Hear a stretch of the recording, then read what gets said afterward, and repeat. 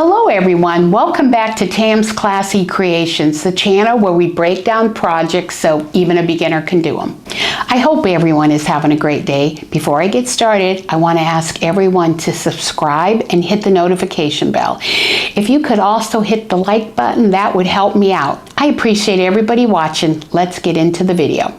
Today in the video, we're going to be making a rag quilt out of flannel, but I want to show you this denim quilt I made out of my fat jeans and skirts years ago when I lost weight. The blocks on this denim one were only cut 7 inches, and because denim is so much thicker, I used all denim. I don't have a third layer on this, and that is plenty. Although later on, I did do 1 layer of denim and 1 layer of flannel, and it worked out really good. But I have some of my memories, some of my skirts and pants, the pockets, just such a memory. And I have other pockets. I was able to keep them. I was able to cut that 7-inch square right on the pockets.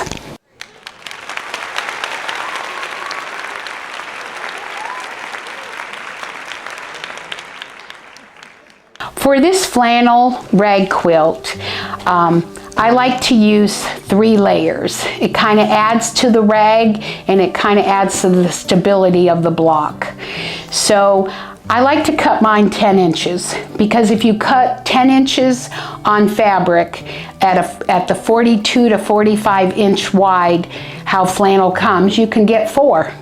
So you don't have to use white in the middle, but I like to. So what you're gonna do is get your blocks layered and get your blocks cut. We want to stabilize each of the blocks that we make. So there's a couple ways you can do it. If you're a good sewer and you don't mind, you can just freehand. What you're going to be doing is making a stitch this to this corner and this to this. This just stabilizes the blocks. But if you're not, you could use a couple different instruments. You can use the friction pen, although a lot of people don't like the friction pen because after you iron it off, it does come back. So here's another option. It's a little easier on darker fabric, like you could be putting your mark here and you could see it better, but it is tailor's chalk. And it irons off also, but even on the light, if you're looking closely and you have your sewing machine, you're close to it, you can see a line. I'm not quite sure if you can see it in the camera, but there is definitely a line I could sew. So this would be my preference in marking and stabilizing it.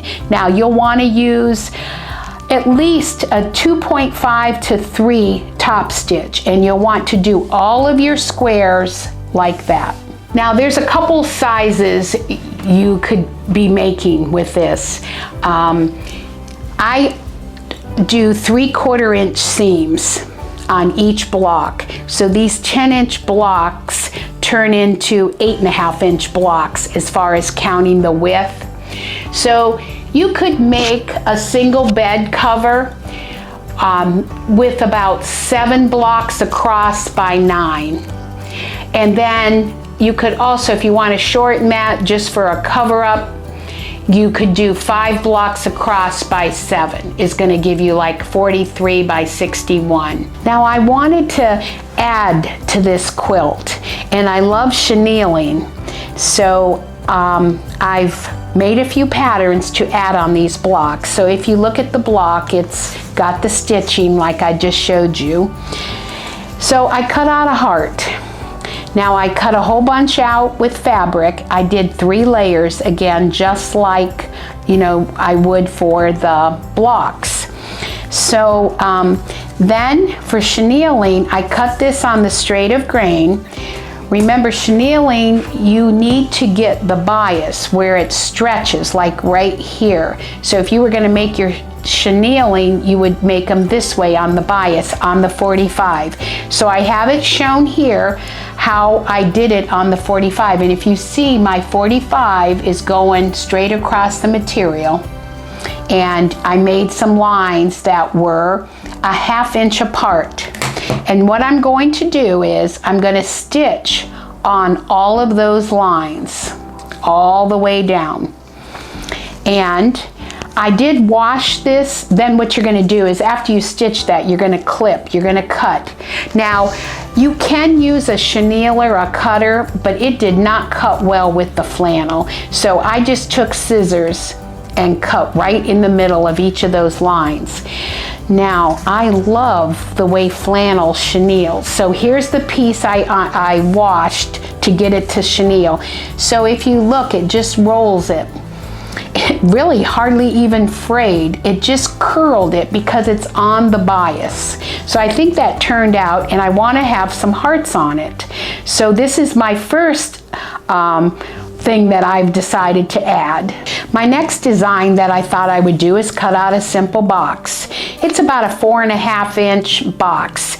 And again, I cut it straight of grain, and I marked my lines going on the 45. Now I need to continue marking the lines.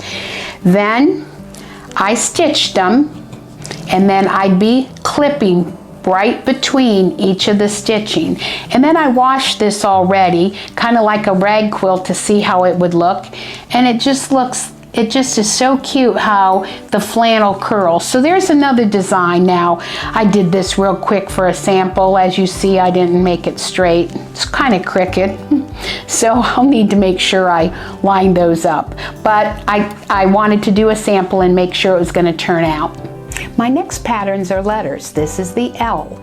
I cut 3 layers and lay it on the block. Next, I'm going to mark my 1/2 inch lines on the 45.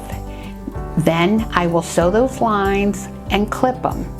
I wash it, and oh, the chenille turned out so nice. My next letter then is the V. I do it the same way.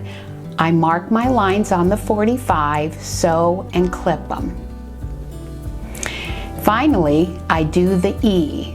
I do it the same way. It's 3 layers. I mark my lines and stitch and cut it. Now on this one, I kind of designed a flower from a 5 inch circle.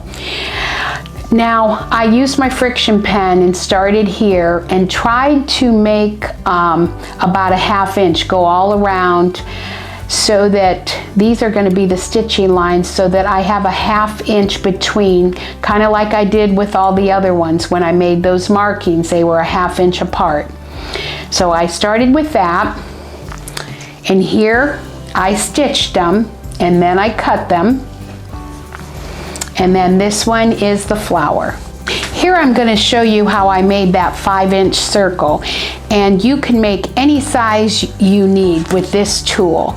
So if you look here, it's on the 2.5, so that's half of the 5 inch circle. So I'm going to stick a pin here. I'm going to put a pen in this hole, and I'm going to draw the circle, and let's see, it measures here 5 inches. So you can do that for almost any size, and I have a bigger one of these, and you can make gigundo ones. I wanted more flowers in the quilt, so I was experimenting with this. I did cut it straight of grain, but I kind of put it on the 45 a little so that maybe it would chenille better. It's not quite as good as all the other ones, but it's not bad. So I just drew lines going up each petal, and here's the sample where I stitched it and cut it. Now when you get your chenilling done and all the things you want to do, you do need to lay out your quilt. But what you're going to be doing is putting rows together, and then you're going to put after you get the rows all sewed together, then you're going to sew the columns down. So each of these rows are going to be put together. Now you sew this really different.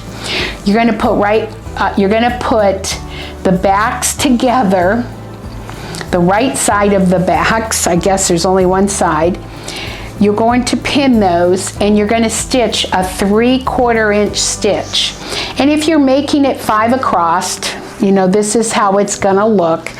And then once you get each of the rows done, you're going to put these rows together. And again, once these are stitched, you're going to lay these out, and then you're going to stitch those together. I'm going to show you a little trick how I get a perfect 3/4 inch seam. But remember, on the rag quilt, we're putting the backs together. The seam lays on top instead of on the bottom like regular sewing. So you could use a ruler, but I have this seam gauge guide, and I'm going to put my needle in the 3/4 inch seam hole, and right there. So you get this is your mark for a 3/4 inch seam. Now there's a couple things you can use. This is one of Nancy Zeman's, and this does other things. You could lay this, it has stickum on there. You can lay this, pull this out, and you can sew a really good 3/4 inch seam. I like that, but I like this way better. There's also a magnetic one, but this is the one I use. It's a seam gauge, and there's usually a place you can screw it in on your machine. And I just tighten it. So we'll get rid of our ruler. Now, see how nice that lines up in stitching? So you'll get a perfect 3/4 inch seam. Now when you're sewing, make sure you back stitch at the beginning and end of the seam.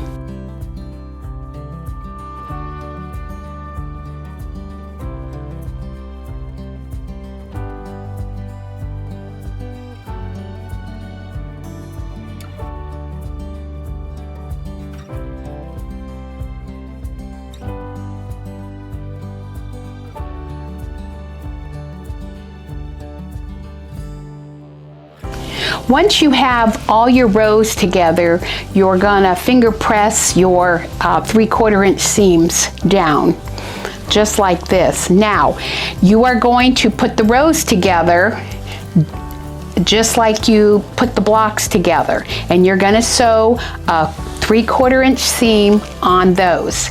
And I use some of my clips to keep them in place. You are going to back stitch at the beginning and at the end of each row. When you have put all your blocks and rows together, before you start clipping, you need to do a seam 3/4 inch all the way around the whole quilt, because you're also going to be clipping the edges. So you're going to be clipping up to the seam using between a 1/2 inch to 3/4 inch cut. So you'll be cutting each of the seams like this. You're going to cut right up to the stitching but not go over it. Then once you have that stitch around the edge, you're going to be clipping the edge all the way down also. Now you've clipped it, then you throw it in the washer. And actually it looks better after it's been washed 2 or 3 times.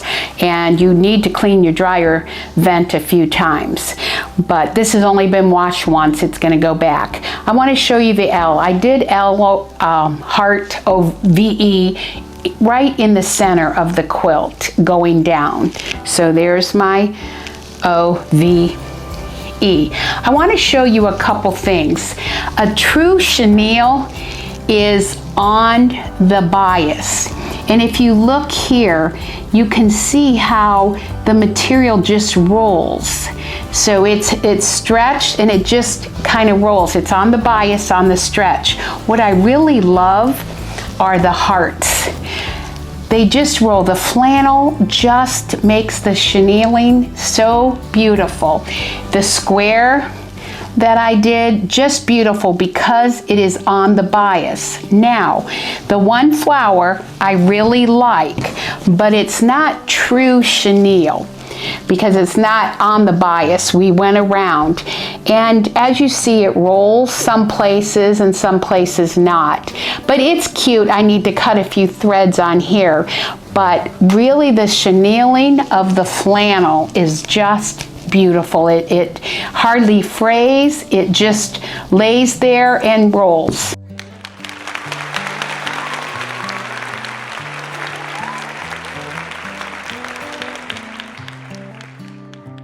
I hope you enjoyed the video today. Now you can take on the bold task of sewing your own rag quilt. If you have any questions, please comment below. That's all for today. See you in the next video.